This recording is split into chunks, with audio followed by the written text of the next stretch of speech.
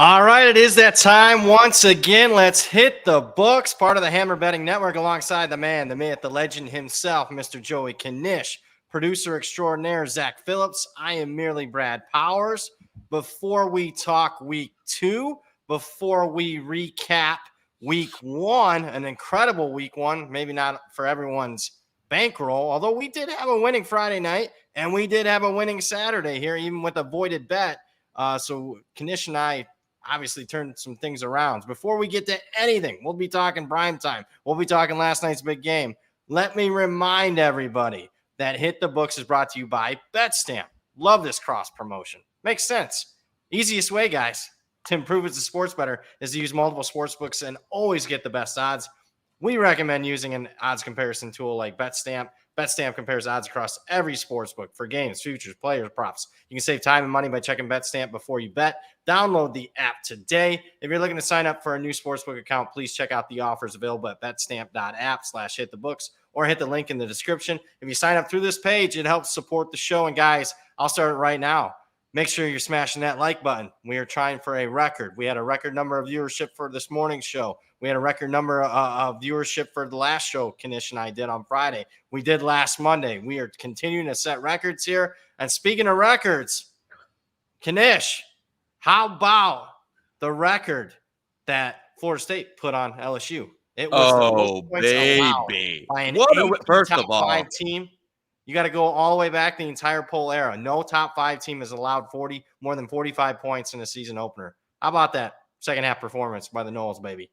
I mean, that first of all, just when you thought this show couldn't get any better, the dulcet tones of Joey Crystal Clear. Cash those tickets. Oh, I forgot. Oh, yeah. Me and Zach were on the tech. We're ready to go, baby. This is a professional college football show. Now I'm ready. Incredible game last night. I thought, even with the second half blowout, game of the weekend, you were tweeting about it in the first half. Intensity was up, talent flying all over the field. LSU, obviously, bunch of missed opportunities in the first half. I was thinking, they were the better team. I know we were both on Florida State. I thought we were in trouble in that first half. I did too. That LSU, they were moving the ball and all that. Second half, Florida State, what a statement half that was. And man, oh man, I will say, now that they got that win in the bank, they got an ACC. I mean, obviously they got the Clemson game coming up. If they get those two in the chamber there, I mean, they're flying into the play. It'd be almost hard for them not to make the playoff if they can get that Clemson game with that LSU win bank. So that was a game of the weekend, baby. So I did bury the lead. My goodness, what a difference a mic makes. I am hearing you crystal clear, buddy. Not that I never have trouble hearing you. It's not always crystal clear, but wow, kudos to the guys for finally solving the mic issue there. I was really worried the first half because they looked like they were playing tight.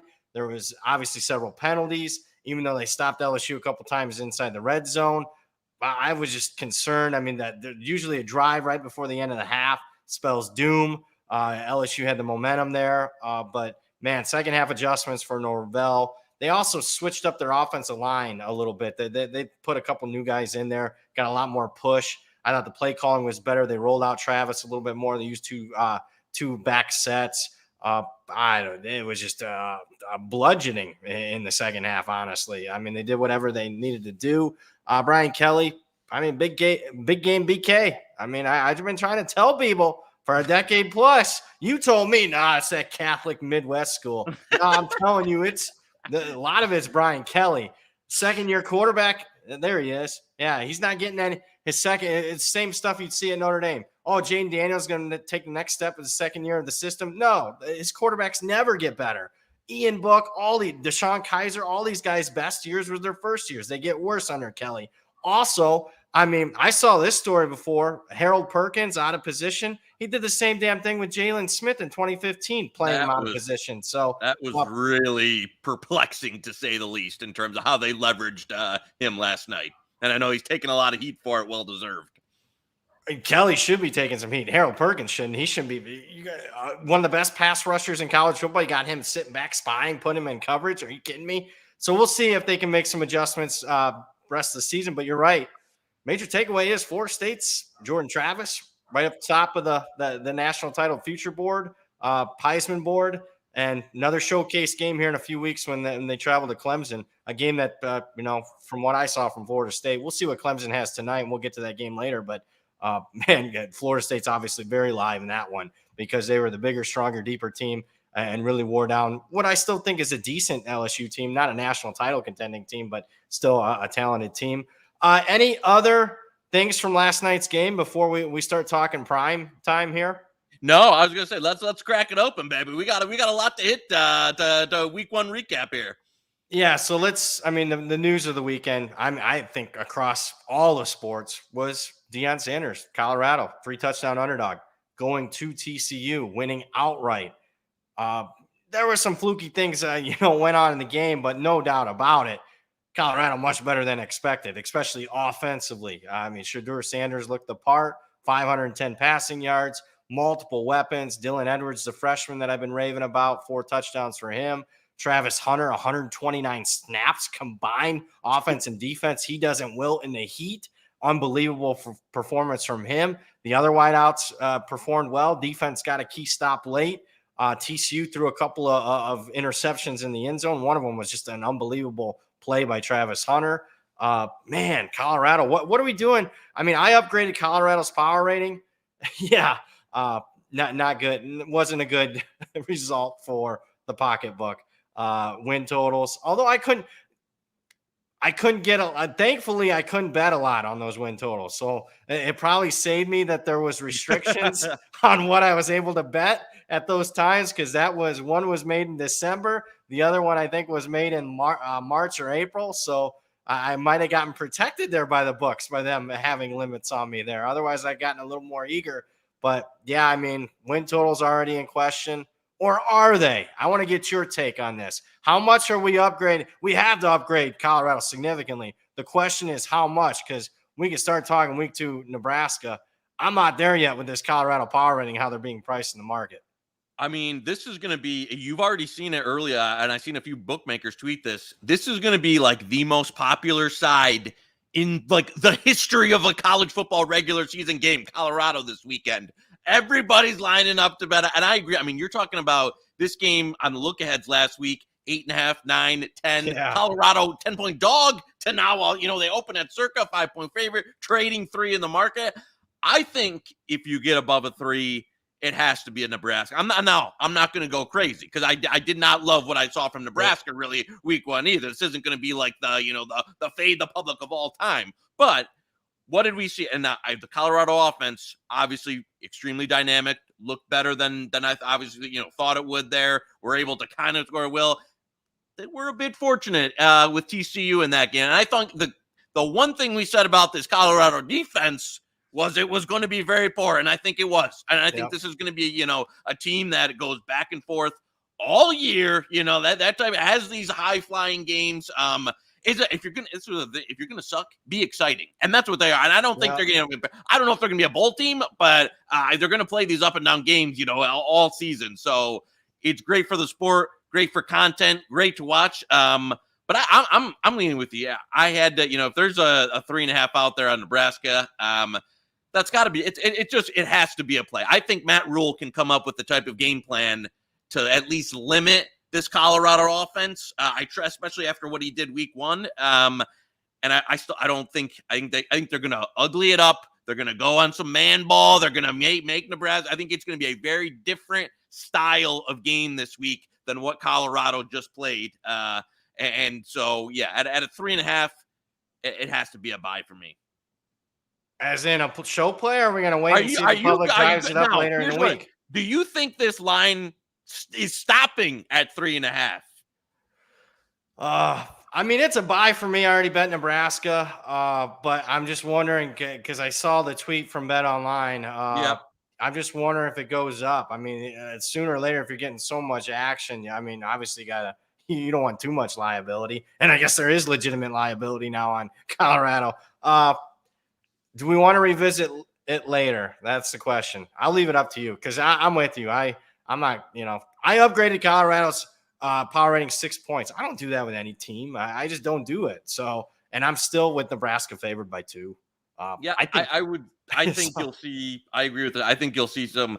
I worst case, I think at Friday we're still sitting at 3 at the worst number, even if it's So what three do and a we half. do? So, I mean, if you want to lock in at 3.5, good. Or we Forget. can. Let's start off the show. 3.5 Nebraska. Let's fire away. That is a show bet for us. Nebraska plus 3.5. Because I will say this: a couple of things. Nebraska, I upgraded their power rating, dominating Minnesota at the line of scrimmage. Nebraska, very misleading loss, should have won. I mean, they covered a point spread down 3 turnovers in a game. That's very tough to do. If you're -3 in turnovers, the chances of you covering a football game are like less than 10%. So I think people needed to upgrade Nebraska's power rating, and it doesn't look like the market did that. I think they upgraded Colorado too much. Just change a couple plays in that game. I mean, the 2 interceptions in the end zone, a missed field goal. I mean, certainly we are upgrading Colorado's power rating, but if they lose the game instead of winning it outright, is all this hubbub about Colorado? I'm not sure that's the case. I also think this. Let's go back to last year. TCU, went 12-0 in the regular season, but that had the characteristics and the statistical profile of a team that was 8-4, 9-3. And this year's team is worse than last year's team if you value returning experience or lack thereof for TCU, losing a guy, an all leader in Max Duggan. So that this might be a 6-6, 7-5 TCU team that everyone's pumping up that Colorado just beat. So let's put that in perspective as well. But I'm going to tip my cap. I mean, on Colorado. RW fan 23 in the chat. Would you bet Colorado's win total over 5.5? I wouldn't. And I'm going to tell you why. It's not that I'm down on Colorado, but have you watched the rest of the Pac-12? Yeah. I don't know if there's a layup on their damn schedule outside of, Nebraska and Colorado State are going to be maybe 2 of their easiest games coming up. And then after that, there's not a gimme. The Pac-12 hasn't lost a football game yet. With USC 2-0, they're 13-0 combined, 10-3 against the spread. I mean, Pac-12 has looked really good. Even the bottom, I thought Stanford looked like a very, absolutely. Yeah, they look like a legitimate football team. They upgraded significantly at head coach. I would not be betting over 5.5. I'll be honest with you. I'll look at prices. I'm feeling a little cocky. Probably go under again. We double dipping? Double dipping. I want to get a little more on that under 5.5. So we'll double dip there. Under for me there on Colorado's win total. Let's get to unless you got some final thoughts on Colorado. Just that what we said, Chandler Morris ain't it. Like we said last year, game 1. I mean, game 1 when he struggled versus a Colorado team that was the worst FBS team in the league. Like I don't think he's the answer. I didn't think it last year. Still don't think it, and I don't think they have another quarterback on the roster. So I think it'll be a long year for TCU. Having to still run him out there, and man, the Kendall Briles experience, which I there was a time when I thought he was like a top 5 coordinator in all of it, and it just seems like he's kind of trended in the wrong direction. I'm not sure what happened there, but yeah, big arrow down on TCU. And hey, at least it'll be good for football. The only other take I would have is, do you Colorado got criticized for that massive portal revamp. Texas State, another team that we'll talk about, massive portal revamp. If anything, is this going to even take the portal volume to the next level where these teams that were in the dump just completely turned over a roster and they both pulled massive upsets week 1 and look, so I think it could even have some reverberations just on even more college football for, more volumes, more transfers, all that.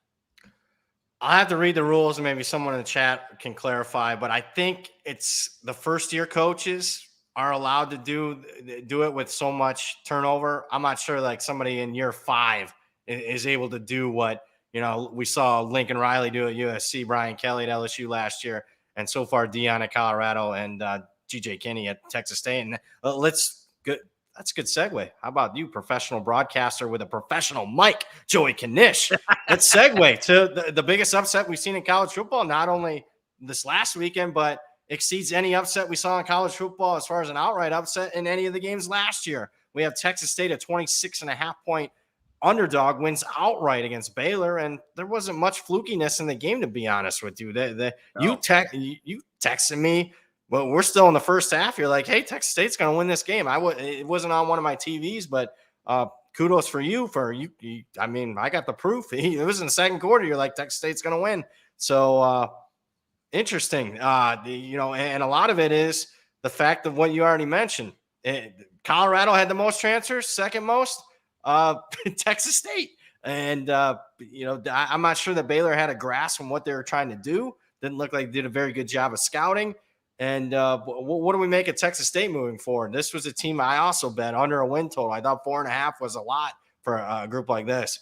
Now I looked at my projections. I got them going to a bowl game already, just like that. So with that being said, similar to Colorado, I upgraded them 5 points. I can't get their power rating to bet them this week. In fact, I bet UTSA laid 10.5 with the UTSA team that, suffered a misleading loss against Houston, a game that, you look at the box score, they should have won. So very similar situation to the Nebraska-Colorado game. I'm right there with UTSA, Texas State. I laid it with UTSA. What say you?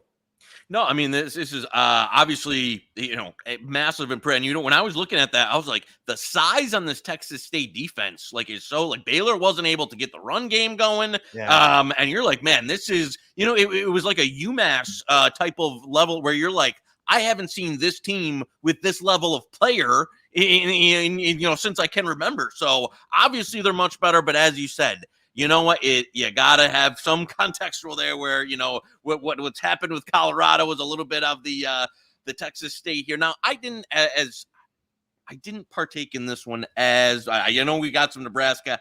I didn't end up getting involved here with the UTSA side, but I would agree with that. That'd be the lean I'd have on it. And do these? I mean, Texas State, and people are like, oh, they're going to win the Sun Belt, and that it's a little bit probably of the hot take variety there. But obviously they're much better. And I agree, gone from what we thought might have been a 3-4 win team and a total rebuild to Kinney. I mean, he's a great football coach. He just is that's what you've mentioned this on the show before when you've talked about look at what Stanford did.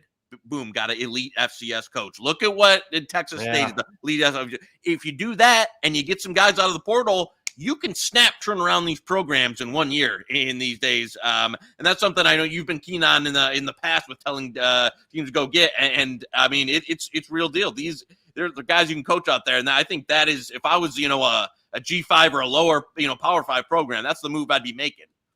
This is in the weeds, and I'm not sure it'll probably go in flames now that I mention it, but I got Boston College next coach. They play him this week. Bob Chesney's over across at Holy Cross. Cross plays BC. My Bob Chesney guy. I love him. Holy Cross. That's the next superstar that someone should go out and get. Dakota State future last year was only in doubt in that Holy Cross playoff game where it was a close game in the third quarter because of Chesney going in there as a 28-point dog and almost pulling that upset. Yep, and they got everyone back, too, including that quarterback. That's Matthew Sluka kid that ran for 100-plus yards on that tough South Dakota State. Yeah, I don't know why people don't look at FCS. Now that I handicap and bet the FCS, it's not the best to watch, but, man, the higher-level guys that get a lot of other programs, they can coach, folks. We're seeing it with Troy Taylor and, obviously, G.J. Kinney. And those two played in a great playoff game last year, 66-63. Yeah. Look that one up on YouTube for highlights. That was great.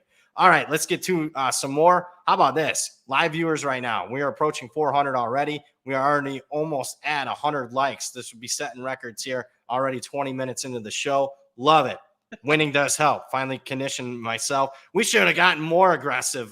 Should have put Stanford on the card last Friday night. That was a no sweat there. Yeah.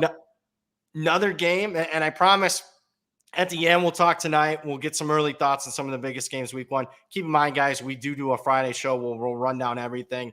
And keep in mind, there's not a lot of Thursday, Friday games, so we'll cover the entire card on Friday's show. Wacky Whacker in the chat, Brad's Cal Bears. Got Hugh Freeze coming to town. Give me the 6.5. First, before Hugh Freeze, you gotta throw some dirt on the blue horseshoe there. I do. He ran his mouth, and I let him run his mouth. There we go. Yeah, how about, that's another big take. Everyone was concerned about all the unders were going to hit. We saw him hit that week 0. We saw him hit on that Thursday. And then all of a sudden, judge, jury, and executioner came calling on Saturday. It's funny. Fez got what he deserved. I was going to get real mean and put out that, that meme from the Joker. And what do you get? You get what you effing deserve. But I thought that was going a little too far. But He ran his mouth a little bit. He got what he deserved as far as betting unders, and he also got what he deserved because he ran his mouth all week. The market hated my Cal pick. It is what it is. I mean, I don't get it. I still don't get that money on why all that money was on North Texas, because they were going to wilt in 100-degree heat. I mean, the quarterback play didn't matter. The quarterback play, he gets hurt, doesn't matter. It doesn't matter for a bet getting voided. How did that get voided? I saw Zach rated as a void. If anything, the passing game was, with Ben Finley in there.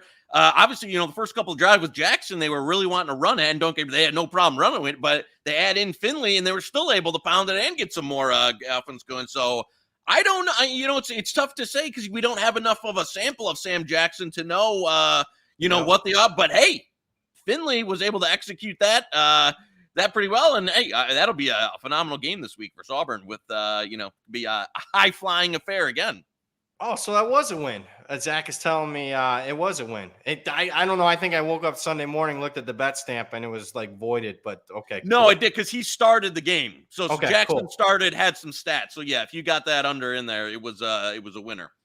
Love it. And obviously, Cal went up and down the field, did not wilt in the 100-degree Texas heat, 25-0 score. In fact, in the second half, Cal running a lot of tempo. And we'll get to that. Some teams really running some tempo that you wouldn't expect. And I try to tell people, brought in a bunch of transfers, 20 transfers for Cal, running a more aggressive offensive scheme that did work for him when Spavital was the OC under Sonny Dykes there. So that's going to be a great game. I'm not sure that there's, quickly, I haven't got to the window yet on the Auburn-Cal game as far as a side. I took a little piece on the over just because Auburn's got an offensive-minded coach. Cal's running more time. They ran 95 plays for Pete's sake. So I took a little over in that one. So that's from my early position there. North Texas, obviously way down on them. So much that I bet FIU, the worst team in the country. I bet FIU against North Texas this week. I thought that was too many points. I'm glad Blue Horseshoe got what he deserved, though. That felt good. It shut him up. He was pretty quiet because I got 20 or 30 texts leading up to that game. Didn't get much. He was humbled. You would think a guy 40 years in the industry would just learn. I mean, you want to talk after the season's over. My God, and we're just getting started, man. Are you kidding me?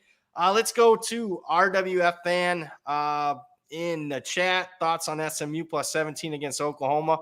I mentioned this because Oklahoma had a dominant win, 73-0. They certainly look much improved. We'll see how terrible Arkansas State is. I am not there yet on SMU. In fact, I think I forgot to tell you to bet Oklahoma was 14 yesterday at FanDuel. I forgot to put that one on your list, bud. 17, I think, is the fair number. What do you make of this game quickly? Yeah, it was, I think it's right. Trading right around, probably goes back and forth, 16.5, 17, mostly like 15.5, 16 now. I know there was a quick 18 popped, and there's a guy I work with that was a buyer there, but I agree with you. I mean, it's kind of a little bit both dominant performances. Should be a fun game to watch. I'm just not sure how much stock to totally put into the Oklahoma revamp as of yet. Kind of a expected performance from SMU, but I don't know exactly how good Oklahoma is. I kind of want to see it a little bit more before I would be laying this kind of number. Trip in the chat, Knish, how was your Burning Man? He goes, thankfully, we didn't make it out to Burning Man, or we wouldn't be doing this show. Or we'd be, stuck in the mud somewhere, high on shrooms or something. So, didn't make it. Hopefully, everyone gets out of there alive. The Onion Man in the chat really want to see a +7 on Texas Tech. There was some out there. I think there was even, maybe even some 7.5s yesterday. I know everyone gets on me. Oh, well, I couldn't bet 20 grand at that number, so. Why would you ruin the board? I mean, I kind of get some of the buyback on Texas Tech, but you and I were texting late Saturday night. I don't know, man. I didn't like what I saw from Texas Tech. I mean, no killer instinct. They're up 17-0. We both thought they were going to run away with that game. One of our losers, very unfortunate. Well, we had the under, obviously. It goes over in double overtime, and then all we needed was one of the field goals to be made for Texas Tech just for them to get out of there alive with a 3-point win. But I didn't see it. I mean, it wasn't – I don't think there was much – yeah, I know the kicker was missing field goals and stuff, but I didn't see it at the line of scrimmage like I wanted to. I didn't see the pass defense. I mean, when Andrew Peasley's, lighting them up, throwing it, looking like a a decent quarterback in the pass game, what the hell do you think Oregon's going to do to him? So, I mean, I know it's the inside-out handicap, not as good as what you saw from Oregon last week. 81-7 is a big number. Texas Tech gets outright upset against Wyoming. I didn't bet it. I mean, I get it. It's going to be the sharp handicapper pick of the week. I'm not there. Are you?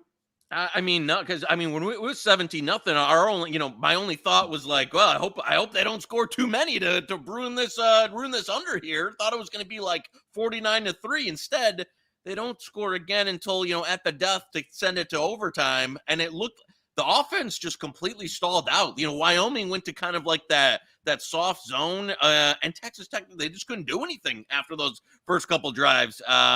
Couldn't run the ball on Wyoming, as you said, like let Wyoming, when you're letting the Wyoming pass offense throw it around on you, you got some issues there. So yeah, I agree with you. There were some warning signs there, more so than just like after that start, it wasn't just like bad fortune or bad luck. Obviously, a couple of missed field goals. They probably should have won the game, but they didn't deserve to cover after that, and got outplayed for the most of the last three quarters. So yeah, I don't know. I've got some warning flags up there too. So that this one is probably just kind of a sit out for me, because I know the number's up there. If you would ask me before Saturday, would I have played 7? Yes, absolutely. But there's some flags there that I think are concerning. Yeah, I think I'd get maybe talked into at 7.5, but it still wouldn't be a big bet for me. How about Peasley on that, that touchdown in overtime? They come with a blitz. He hits that out route. He couldn't even complete a screen pass last year. I mean, he's facing the blitz. Boom, he hits. I mean, that was impressive. I mean, at that point when I knew we had lost the total, I lost the Texas Tech pre-flop ticket. I was kind of rooting for Wyoming at that point, even though I got a win total on under Wyoming, which is dead. The Texas Tech over, that's dead. So that was a really shitty result for me, but it is what it is. I went to Wyoming last year. I kind of related with it. It's kind of cool because I could picture, when I was there. So that was kind of neat for them. Good for them, for Wyoming. Let's get to some more questions here. We did see a lot of late scoring. And for as much as I gave crap to Fez about the unders losing, there was 4 or 5 that lost in the final seconds. I have a theory on that. It might be not worth a crap, but I was thinking about it. James Franklin being the one that stood out to me on Saturday night, because you and I cost a lot of people the total. Yeah, but you and I, it cost us the side. He decides to score a touchdown with 6 seconds left when he could have taken a knee. Obviously, Penn State gets the cover.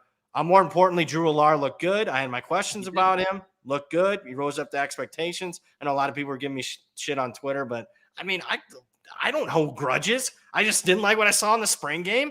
And, that they weren't wild about him in fall camp. He Saturday night under the lights, he looked great. So, kudos for them for getting the cover. I was kind of pissed that Franklin did that. Here's the theory. I think coaches are pissed about the new rules because it's taking away plays from teams. Chip Kelly even mentioned it in one of the interviews. And here's my thought process. I think we see more late scoring. They are going to continue to run their offense through all 4 quarters, even with the backups, even if they're up, even if the starters are in. They're just going to run the damn offense because they've lost a possession or 2. And I just don't think you get the conservative play in the 4th quarter like we used to. That was my thought process because we saw Florida State do it last night. I've seen some of the other coaches out there just continue to run offense right until the final whistle. What say you on that theory? No, I agree. And you know what? Even to add, I see a few people in the chat too of like coaches being a little bit more aware of the spread now. Franklin definitely one of them. That's a good point. And if you got a chance to punch it in and cover at home, why wouldn't you? Nobody, like the whole like I'm gonna kneel and that is like dead in college football. I agree with you. When you combine the fact that they want to get as many reps as possible, you got kids that want their rep. They don't want to. You want them to enter the portal. You want the backup QB. You want to get as many guys as you can. And if you have the chance to score late and cover the number in your own stadium where that Pennsylvania's betting's legal, probably 100,000 people in that stadium got a Penn State ticket, punch it in. So I'm kind of with you there that I think you'll see a little bit more of just like late people running their offense. Speaking of that, we also saw it in the afternoon game yesterday. Oregon State's backup comes in there. He's really good. That Childs kid's the future of that program. They continue to run their offense. San Jose State's got a quality backup. That Butterfield kid was originally at Oregon, borderline 5-star kid. They run right down the field. So that one was if you bet the under, and Mr. Fezzik did, kudos. You got what you deserve. No, I'm not saying that. I'm saying that to be mean, but got to watch that. I did not see conservative play calling there. And you're right. James in chat and Knish, frankly, knows the point spread. This isn't the first time he's done something like this. Yep. So he's well aware. I got to keep that in my thought process. West Virginia, I thought they were okay.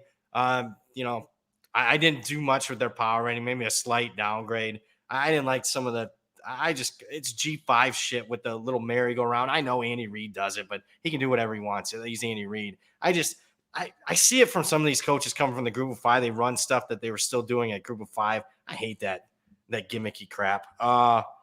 Let's go. Big news, I think, coming this weekend. In the chat, UCLA, Gil D'Albora. I hope that's it. UCLA over 48.5, lock of the week. It's tough betting overs on San Diego State games, but San Diego State's defense is not good. No. They benefited from Curtis Rourke not playing, and still the backup was going up and down the field, just couldn't punch it in. Idaho State put 28 on them. I mean, that was San Diego State's a bad football team. I watched that game late Saturday night. I bet UCLA laid 9 on the open, would still lean that way at 13, even though it's moved 4 points. I made it 14. Dante Moore, another surprise. If you're watching late Saturday night, he comes in, basically saves UCLA in the game. Forget the cover. Yeah. He saves. They were on tilt there, and might have lost that game if he doesn't come in and really threw a nice ball there. And I expect Dante Moore to be the starting quarterback this week. What do you think? I mean, that's your boy right there in your neck of the woods. I agree. I think. I mean, I saw I had a couple tweets that like how when he didn't get the start. I remember seeing in the chat like how long before he transferred. I agree. I think.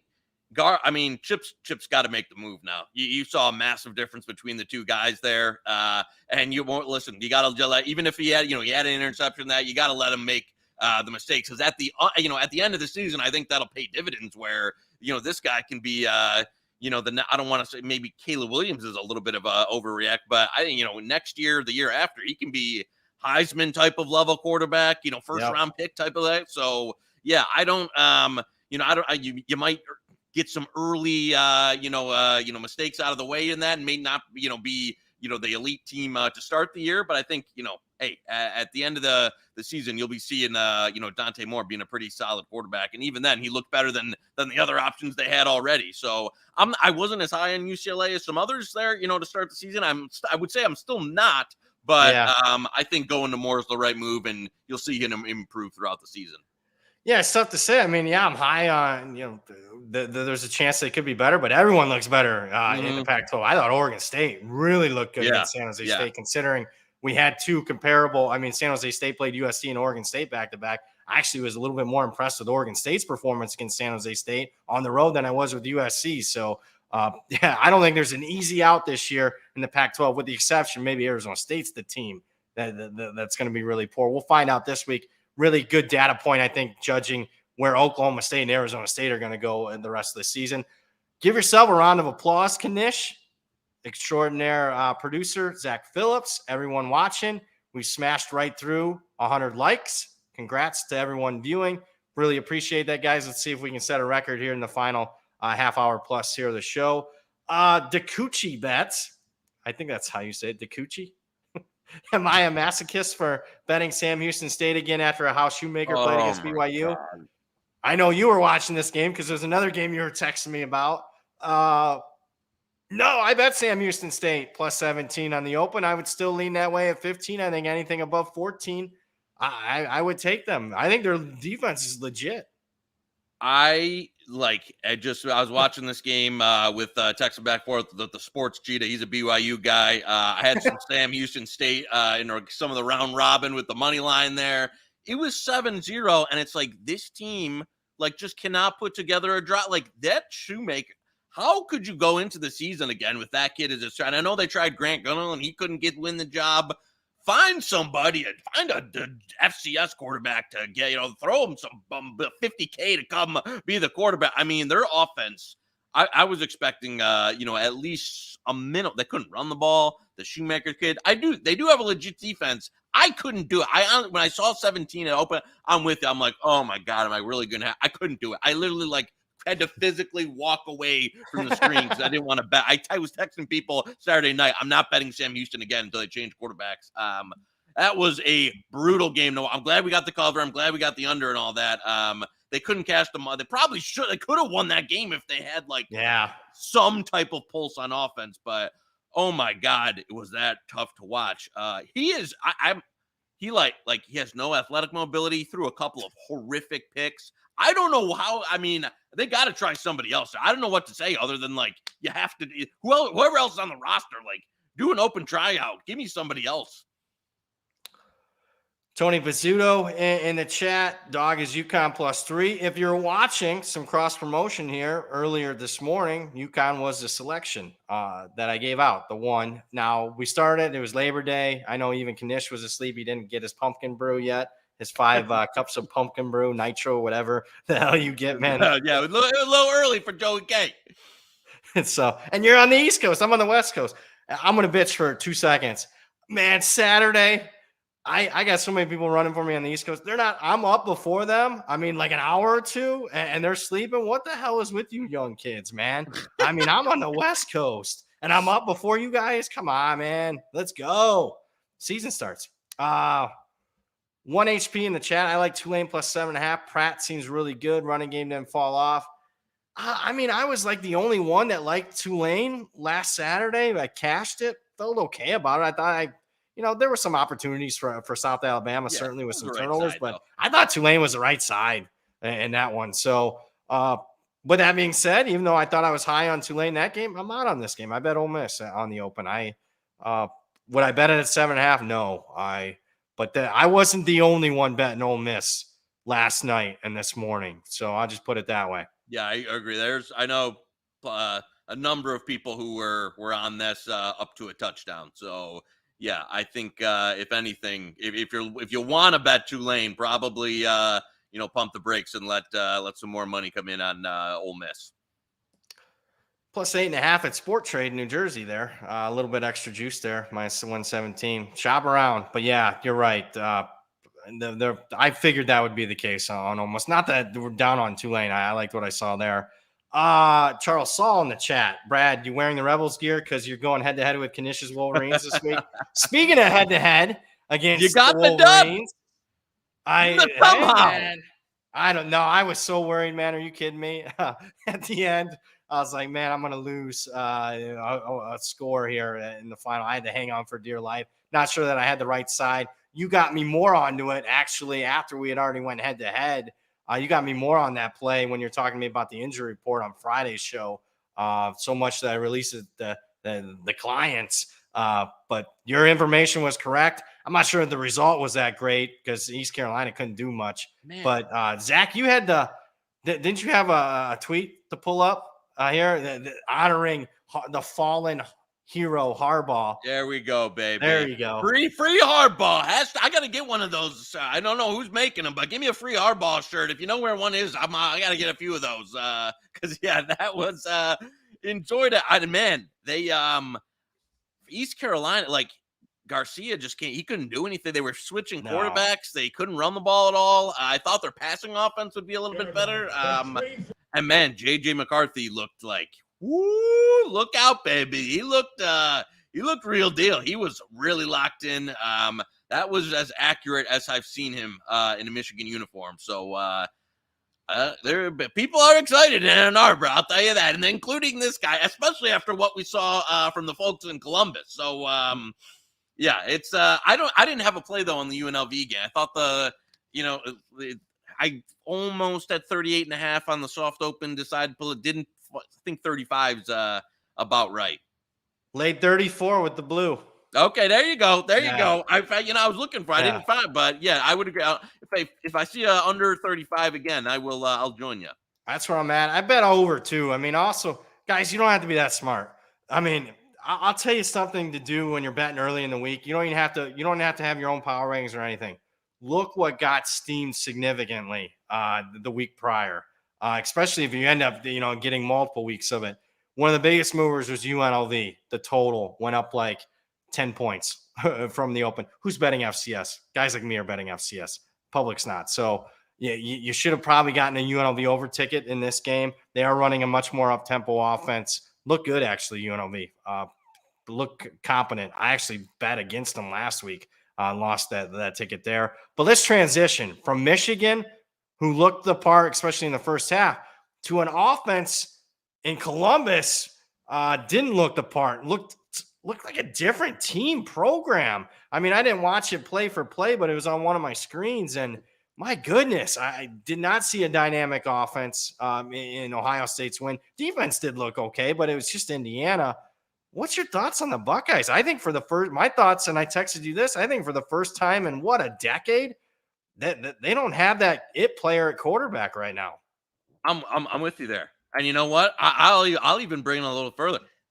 I think this is a 9-3, 8-4 Ohio State team. Oh, wow. I'm going there. I think they're losing at South Bend. I think they're in trouble versus Penn State. And I think they're going to walk into Ann Arbor and walk out without a football coach because Ryan Day ain't getting back on the bus there. It's the worst Ohio State offensive line I've seen in a long time. It's the first time, as you said, they don't have a quarterback in a long time. Yeah. I don't believe in Jim Knowles as this elite defensive coordinator. Defense looked a little better, but I mean, it wasn't good. I still think it's at best an above-average Big Ten defense. I think this team is in trouble. I think Ryan Day is in trouble because what is their bread and butter that they've done in their system is pass pro, elite quarterback. It doesn't matter how many NFL wide receivers they had if you can't get them the football. And I'll tell you what. I think this team is and listen, I know people are going to say Michigan's let me tell you something. This is not I would be more worried about Penn State right now than I would about Ohio State because I don't think what they have is I don't think the tackle position is fixable. I don't think the quarterback position is fixable. And I think they're going into South Bend and losing that game in Notre Dame in a few weeks. I think is Notre Dame that fire Ryan. Let me tell you something. They're going to be chanting fire Ryan Day as soon as they went after that game in Ann Arbor this year, baby. I'll tell you that right now. Wow. I gotta watch. One of the games I'm gonna watch tonight is that one because I thought the left tackle a couple times just totally whiffed on some plays. You know what it looked like? Looked like Tressel ball, 23-3. That's how Tressel used to win, but it's not 2005 anymore. No. Games shouldn't be played like it. He was totally comfortable playing like that. I'm not sure Ryan Day and his Big 12 program, pun intended there, are going to be satisfied trying to win games like that. I don't know, man. That was not good at all, in my opinion. And I bet Indiana in the game, so I still was not expecting that. We'll see this week. Youngstown State took money in the market big time last week. I was part of it. They crushed Valpo, terrible team. But I'm anxious to see what that number is because I'm going to tell you another takeaway. Man, I'm not even going to say it. We'll save it for Friday because there was a book putting out FCS games that was making mistakes. I'll just put that out there. If you're following along the market, there was a trend that you could have easily taken advantage of. Let's go to a couple more here, and we've got another half hour here if people want to continue to send comments. Any new win total from Tom McPeak? I haven't looked at these. Any new win totals on DK? Caesars? Have you jumped into them? I scanned them through today, but I didn't really do a deep dive in. It was kind of busy, like betting the, just betting the board today in a number of fashions. I will kind of dig into those a little bit probably tomorrow. Then maybe we'll have something for Friday. Yeah, I'll do that as well. Repost to win totals. I'll make a note. RW Fan 23 on that same front. Domestic sportsbook reopening Kansas under 6.5 plus money. I mean, I had made that bet already, so I'm not going to double down on that one. Did you bet Kansas win total at all this summer? I haven't. I did. We obviously bet them for the Thursday game coming up. And I know we got a little bit of the soft number, but I still at -3. I still lean Kansas. I know you were there was a little back and forth between the Fighting Illini Toledo game. I thought for a second there it was going to suck out a cover, but I was not particularly impressed with our with Fighting, and I was from a guy that was also a Big Ten West futures holder. I did not think that was a great performance from them. And there were like at Texas Tech, there was some alarm bells going off there in terms of Illinois, especially on defense. That was the shocking part to me. Yeah. That they gave up what they did on defense. So that was one of our losers. That was on me. I gave out Illinois. I didn't even have closing line value. We had negative closing line value. Although I'll say this, I was actually just starting to get by Saturday night. I was looking at all my plays that had negative closing line value. I was like, man, this might be a winner than the way today's going. But Illinois was not the case there.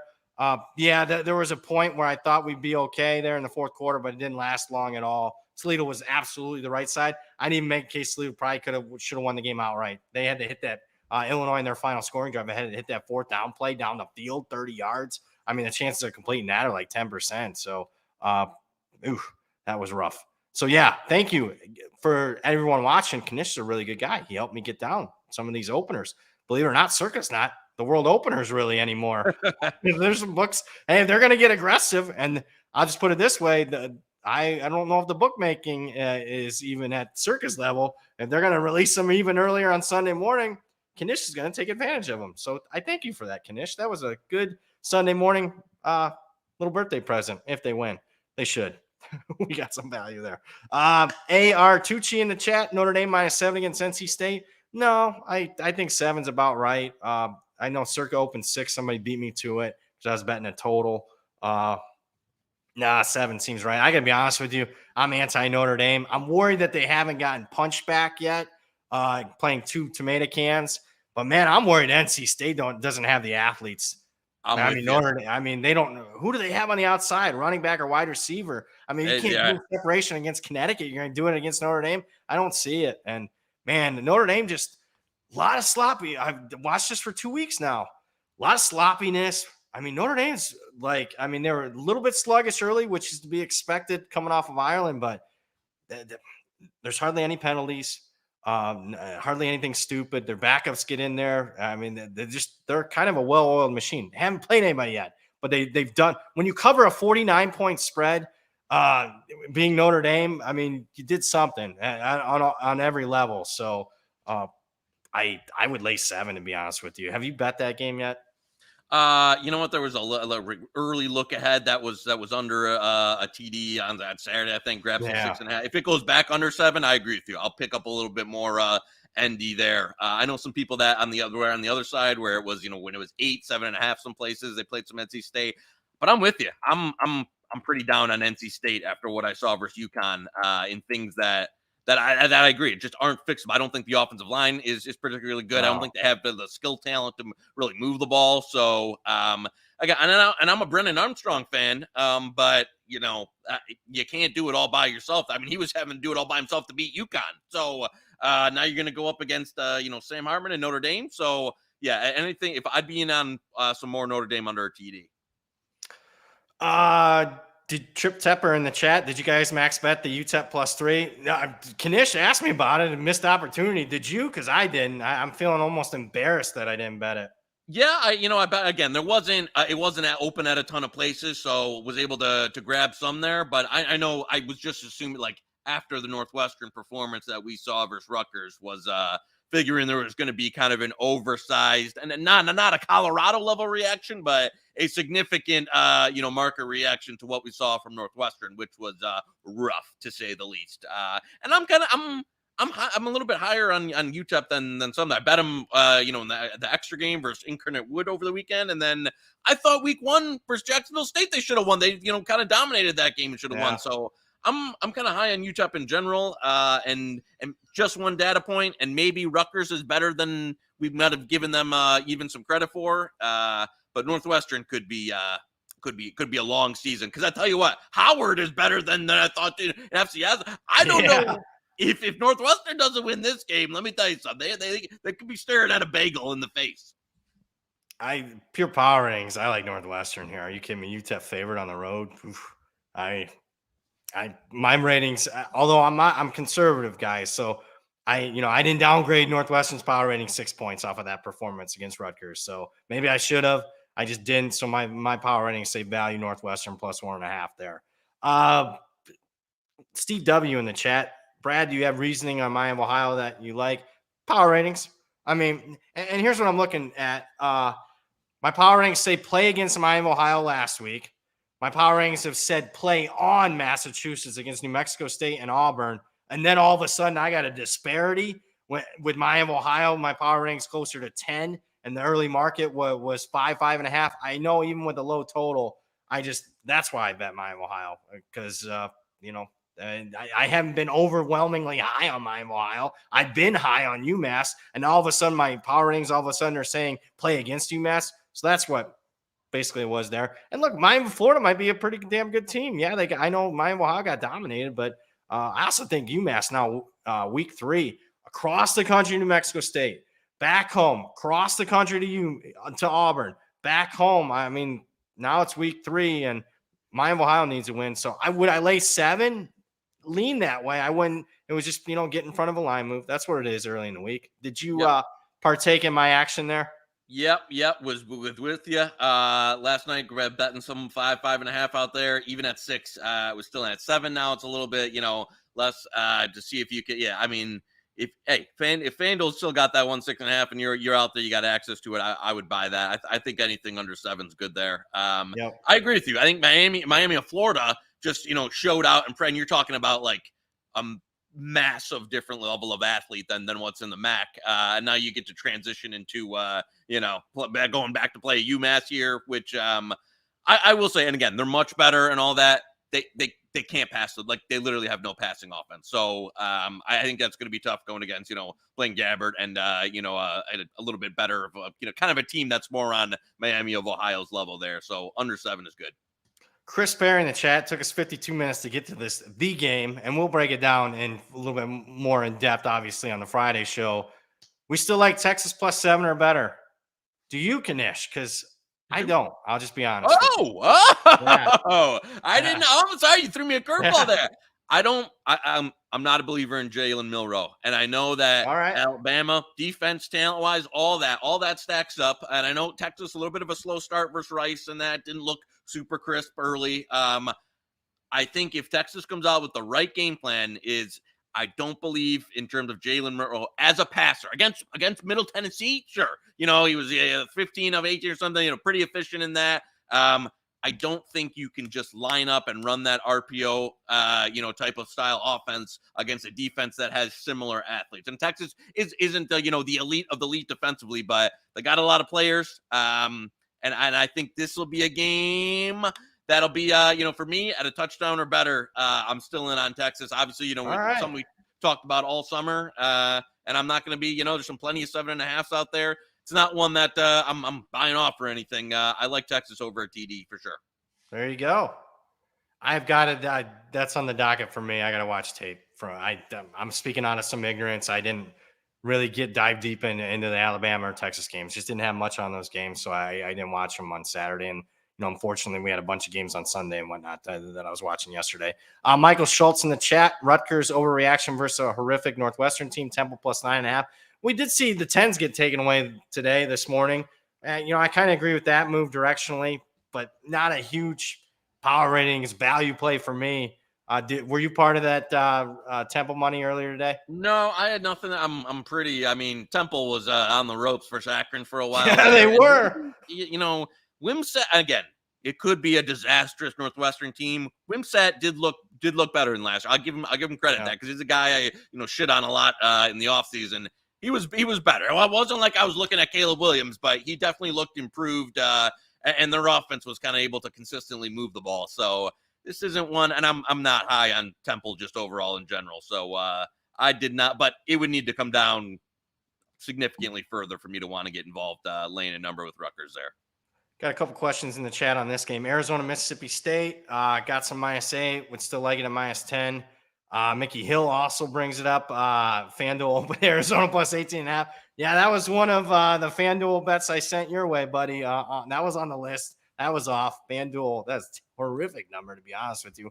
But with that being said, I thought it was still too early in the week for me to even consider. But I'm right in the middle. I mean, right around 10 is where I'd put it. So shame on me for not, playing a little bit back on 8. I didn't get a big enough limit bet on Arizona pre-flop there to really want to hedge. So I don't know. I made it 10. I think Arizona got a nice cover. I bet against them last week. Mississippi State took some money in the market against Southeast Louisiana.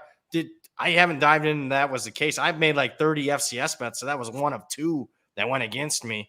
So I that's another game I haven't dived into much. Did you get any of those games, Arizona or Mississippi State, over the weekend? No, you know what? Arizona was one that that was one of the games I did take a little part in over last weekend, and I think offensively they'll be right there. So again, now we were both pretty down on Mississippi State coming into the season. I'm not going to make too much of a grandstand after beating up on Southeastern Louisiana, but this will be a great tie. This is kind of a good one that at the current number I didn't really want to get involved in either way, but one that I'm looking forward to seeing kind of a level set on where both teams are at there. We have a lot. I'm glad you mentioned that. There's a ton of matchups this week where we're going to get a good feel for where teams are at. I mentioned Oklahoma State, Arizona State earlier. We just mentioned this one. You kind of get a good feel. Didn't have, in my opinion, a lot of good data points from week 0 and week 1. We're going to get some data points this week. Game we haven't even talked yet. I'm not sure it's a great value pick. We'll deep dive more into it on Friday. Miami, Florida, Texas A&M is going to be a good data point on one of those two programs. Do you want to have Zach pull that one? You want to, because I think we're consensus on this one in terms of a play for the Texas A&M Miami game here. I was told not to give it out from my bigger backers. What are you looking to get? This is up to you. But I think we have to fire. If you tell me that it's going to get fired on tonight, then we'll go. I think leaning that way as well in terms of a total on this game. All right, yeah, we're going over the total. So this would be a bet for us, official bet. For the listeners, this is a really good bet, folks. I agree. I'm going to get so much shit for this because I was told not to do anything yet. Keep it quiet. But who knows? This is one that I think multiple groups are looking to bet. Obviously, A&M's offense much improved. I am buying into it. I know it's just New Mexico. I'm buying into the improvements there. Miami's offense looked improved. We are not getting the same game anywhere near what we had last year between these two teams. Over's the way to go there. I've already bet it. I guess Knish has as well. I agree with you. I love this. So I was a little skeptical of even Miami or Florida's offense going into the year. Looked very crisp. Looked super talented. You saw what Bobby P. He completely changed up their offense, and now Texas A&M playing with more tempo and look great. I don't know. I don't want to be like locker. I love over here. I think obviously you'll get some close line value. I know it's a popular one that was out there. But I mean, this is one that I would have had more in the 54 type of range, 54, 55 type of deal. At under 50 at 48.5, 49, really, really like over there. This is one that I would be surprised if it didn't. I think this will be a little bit in terms of what we saw or higher last night between LSU and Florida State, where both teams are going to be kind of going back and forth, more tempo in the offense. Both offenses significantly improved from what they were last year, and for good reason. New coordinators, healthy quarterback, better talent on the field. Like this one quite a bit. Mickey, I hate to do it to you, brother, but I think this is one that the over should be very good. Well, Mickey, you can turn around and rebet it late in the week at a much different number. You're gonna have some negative CLV, but that was positive. One thing I didn't mention yet: the big line movers were horrific.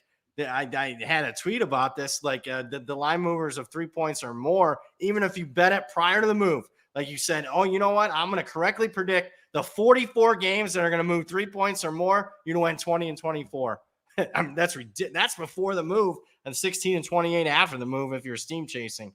So just went to 50.5 on Pinnacle. Yep. Damn you, man. That is a really, really good bet, you guys, for watching this. I'm going to take shit because I was told not to give that. I didn't mean to hang you out to dry. That's how you should have. I know that was one we talked about last night. That was really good. Sorry, I didn't mean to blow up the spot there. That's all right. No, that's good. That's why you need to watch this show, folks, because you're going to get that's a really sharp bet in my opinion. It'll be 17-10, but whatever. Yeah, It's you're gonna I have was gonna say, CLV on that one. yeah, when they go back to the old Jimbo slow style, and it's 10-3 in the third quarter. We'll have to delete this segment out of here. Yeah, we will. But that one's gonna move. Speaking of moves, another one at FanDuel. Yep, I did send this one to Knish yesterday. Cameron Pfeiffer in the chat. Pitt -3.5. Yeah, it was a horrific number yesterday. But still lean that way. I don't know. Is it 7 or is it up to 8 now? It was taking some more, a little bit more money. Across 7 there. But yeah, I agree with that. Pitt, that was one we both had. It was quite. I don't know. It was almost on bad beats there. That Wofford game when Pitt hit the late TD, but then we had our Wofford. That's another. This is way too in the weeds, but like they got rid of the triple option at Wofford, and like the pass offense is absolutely. It looks like the Army Navy thing where it's like, what if they got rid of the triple option? And terrible. So, but yeah, I'm glad we got that back door on Wofford there. Yeah, the front door and then the back door in one play. That was hanging on for dear life. And then I was like, we got a loser. And then they hit it the only play they hit all day. Literally the only play they hit all day. I mean, I think they only had like 35 snaps, Wofford, on offense in that game. Moneyline Ed in the chat cover. Will FSU cover the 29.5? I bet Southern Miss in the game. I'm waiting for the first half market to open up. I like Southern Miss first half. That will be a nice size bet for me. What say you? I mean, I'm totally impressed with Florida State. I'm worried that the depth of this roster would get Southern Miss in the end full game. But first half, there's one right now. A couple out there. Yeah, I don't want to blow that one up yet. But yeah, plus 17.5 would be a bet for me. Yeah, I obviously, Florida State looked fantastic. I'm a little, Southern Miss was a team that I was pretty bullish on last year. They couldn't really find a quarterback.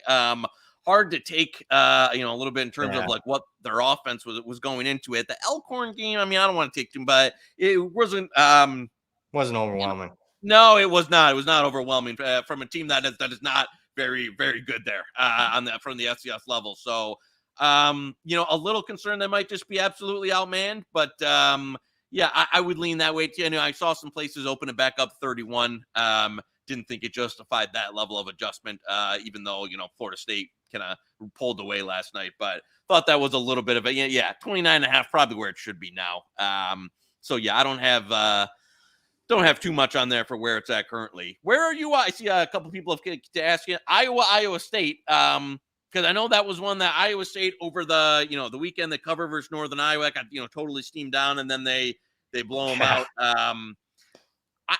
My initial reaction is like the guys who got suspended for Iowa, like Deckers and that, just weren't that good. Like the guys they've lost just weren't that impactful. So maybe downgraded Iowa State. I don't want to overreact to one game versus an FCS team. And on the flip side, Iowa's offense after an early scripted drive. Yeah, I mean, I know I thought McNamara was going to be questionable and not go. He ends up going, and don't get me wrong, a little nervous early, but after that first, full drive they had, there wasn't much past that. You can't. He has to average 25 points per game. If you can't score 25 against Utah State, it's over. I mean, good night, Irene. The party's over. I mean, it really is. It's not looking good for Ferentz, the son. He's going to get fired. Couple more games, and then we will, guys. We are going to talk tonight's game to close out the show. We've seen a lot of questions in the chat for a couple games here. James Madison, Virginia. Virginia's terrible. Knish was right. Thank you. You talked me out of betting more on Virginia. Just so bad. Tony Musk gets hurt. Yeah, but I wasn't overwhelmed with James Madison. And now we're at a point now where you're laying 7 on the road. 7 sound. If you got in before the move today, kudos. I wasn't a part of it, to be honest with you. I'm not going to be betting this game. No, there was one place that opened at 45 bet that had a small bet on the under there. Other than that, I agree. You know what? I don't want to. I just don't want to be part of the backup quarterback. If Musket plays, would I absolutely take 7.5? Yes, but he seemed. I don't want to say just reading into the injury a little. It's hard to tell early in the week here, but The I think backup it's more was, doubtful than questionable. yeah, I would agree. I would agree with that. And the backup will look really, and there's offense that I hated anyway. So, Yeah. yeah, it would be unless Musket can make a miraculous recovery, probably nothing on that one for me. Tony Elliott's in trouble. They're going to give him Yeah, some but great. big They're going to give him could be. some leeway because of what happened last year. But I'm telling you, on the field, this is a horrific situation. I mean, Virginia is quickly becoming the worst Power 5 team in the country. Another game that's been asked a bunch on Boise UCF. I kind of like the over in that game.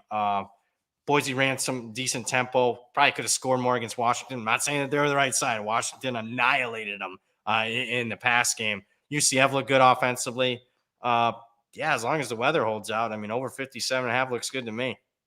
Yeah, I would agree. You know what? It's one of those where I think you had Boise versus a very elite opponent. Washington kind of get ran out, and then UCF versus one of the worst teams in in all of FBS. So we might be seeing a little bit of an overreaction there on that line. But am I running to the window to lay it with Boise? Probably not. I agree with you. If anything, it'd be an overplay there, but I don't think I'm going to get involved in the side in that one. Last one, then we'll talk tonight's game. New Mexico State Liberty. If you saw money on New Mexico State this morning, that was me. I kind of like New Mexico State here. I don't like Liberty. Very fortunate to get depending on what number you got in the BG game, but they're very fortunate to cover. And I hate Bowling Green this year. Was not impressed with what I saw from Liberty. I think they're +3 or +4 in turnovers. New Mexico State bounced back immediately. Keep in mind, there was a little bit of misleading with the UMass game. They bounced back last week, and we'll see. I mean, you can call Liberty's got revenge because New Mexico State smoked them last year, but I'm not buying into that with a new coaching staff. So, anything above 10, New Mexico State for me. What say you? I'm saying if we're gonna make the conference title game, we need this baby outright. give me the Aggies here. I'm with you on this one. We're taking 11. That's a fair number, isn't it? Yeah. I like. You want to put it in as a bet? I'll leave it up to you, Mr. Aggie. Yeah, no, I'm in on. You don't have to talk me into New Mexico State, baby. I'm in. I agree with you. Join some 11 there, and then I would bet. I agree. I'm with you. I was not impressed by Liberty whatsoever. Team that kind of was down on coming into the year. And hey, New Mexico State has been we've been carrying the flag for them this year. So I agree. I think this closes closer to 10-9.5. Yeah, I agree. Keep in mind, also read the tea leaves. Liberty took a lot of money against them last week. New Mexico State took money on them. I know it was an FCS game and whatnot, but the beauty of as you get through the season, you can start connecting the dots with market moves, with performances and whatnot. So yeah, kudos. I'm glad we got another bet in there on New Mexico State. All right, let's talk tonight's game. I haven't done reading here in the last hour or so, but I guess there's a ton of money coming in on Duke. Are you a part of this team? I'm not. I'm actually leaning towards Clemson. I know, we've been on, different side, but at significantly, different prices. I know you were on Clemson early. I bought some Duke as it got into the, the 13 range. I think this is a little bit correlated where there's been a big under move. And what you've seen, and a lot of these times is when you've got a dog that's up there in the 14-21 range, you see the total come down 3, 4, 5 points, then the dog's just going to come with it. So I would say pretty probably tied to all the under money that's come in there.